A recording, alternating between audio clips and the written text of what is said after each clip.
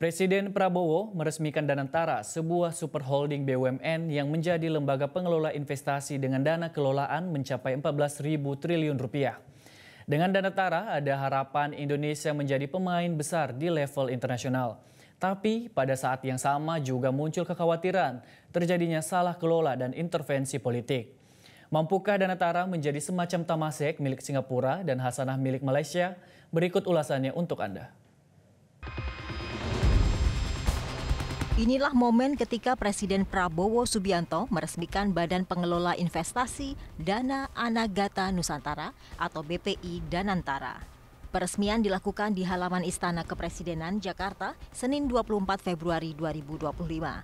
Saat meresmikan, Presiden Prabowo didampingi para mantan presiden dan wakil presiden.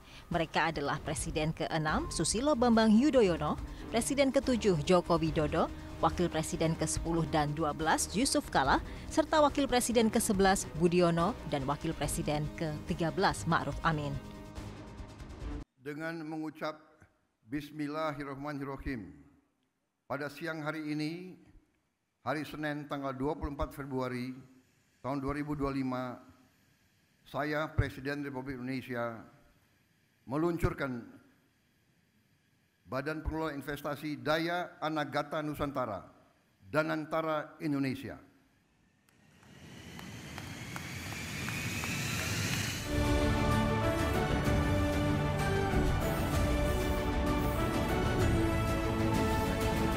Pertama-tama tentunya kita penasaran, seberapa banyak aset yang ada atau nantinya akan ada di Danantara ini.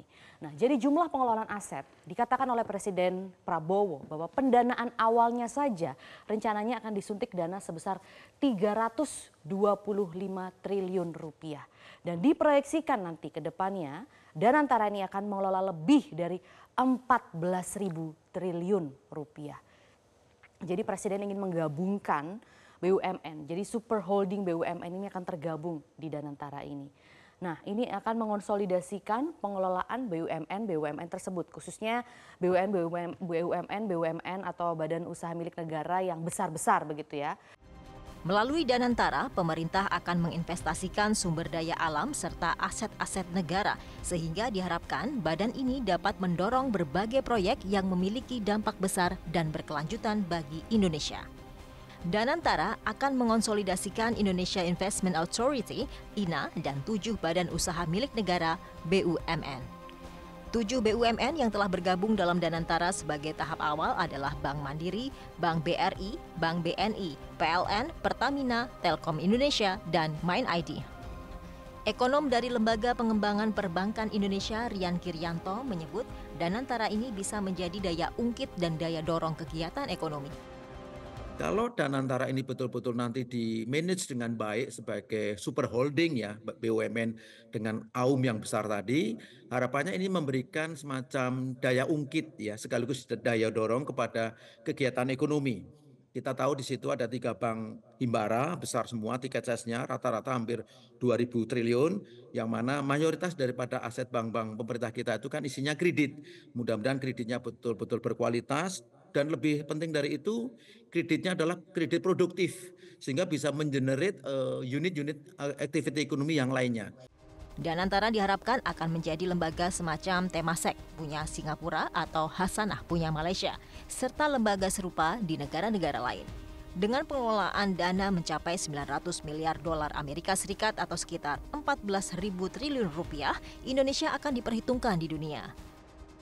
Saya kira ini cukup clear ya. Kalau di sebuah negara besar seperti Indonesia itu memiliki lembaga pengelola dana investasi seperti Danantara, yang itu juga bisa kita klasifikasikan sebagai sovereign wealth fund, itu maka Indonesia itu akan dipercakapkan di fora-fora internasional, terutama di kalangan global investor. Kita tahu tetangga kita dekat, yaitu Malaysia punya holding yang namanya Hasanah. Kemudian Singapura, kita punya mengenal juga mereka punya holding, super holding yang namanya Temasek, dan dua-duanya terbukti betul-betul efektif dan kontributif bagi ekonominya.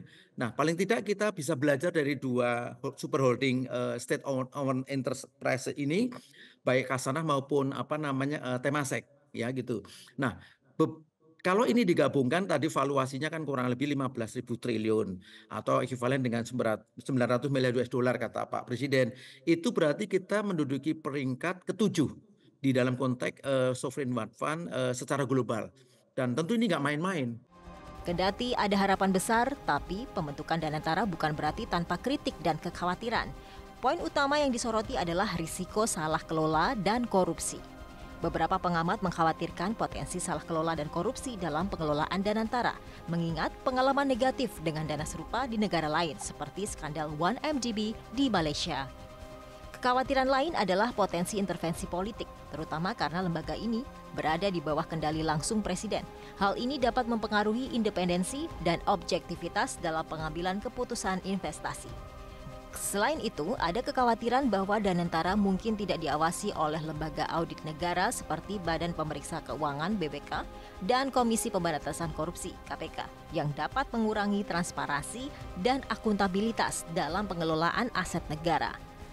Menjawab berbagai kekhawatiran itu, Presiden Prabowo menekankan bahwa Danantara harus dikelola secara transparan dan dapat diaudit oleh siapapun dan kapanpun. Dalam pidatonya, Presiden Prabowo menegaskan Danantara harus dikelola dengan matang dan penuh kehati-hatian. Untuk itu, prinsip bersih dan transparan menjadi fondasi tata kelola Danantara yang baik agar bebas dari praktek korupsi. Presiden juga menyampaikan Danantara harus terbuka, siap diawasi dan diaudit oleh siapapun dan kapanpun.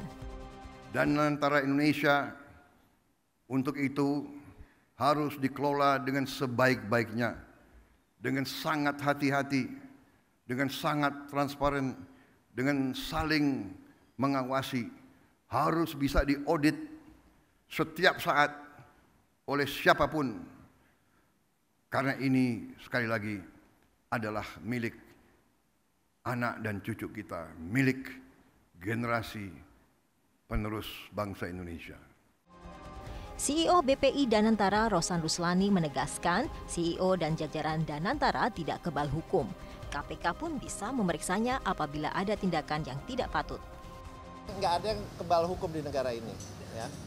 Jadi KPK bisa apalagi kalau ada tindakan yang tidak patut atau kriminal sangat-sangat bisa. BPK ya kan ada program PSO itu juga bisa diaudit untuk perusahaan-perusahaan yang ada PSO. Jadi berita ini harus diluruskan dan semua itu ikut mengawasi kita dan ikut berperan aktif dalam rangka yaitu memastikan bahwa kita berjalan dengan baik dan benar, ya. Sebagai desain baru pengelolaan dana kekayaan negara atau Sovereign Wealth Fund, Danantara merupakan terobosan yang baik.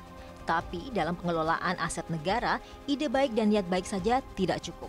Perlu pengawasan yang baik agar semua bisa berjalan sesuai rencana. Jelajahi cara baru mendapatkan informasi. Download Metro TV Extend sekarang.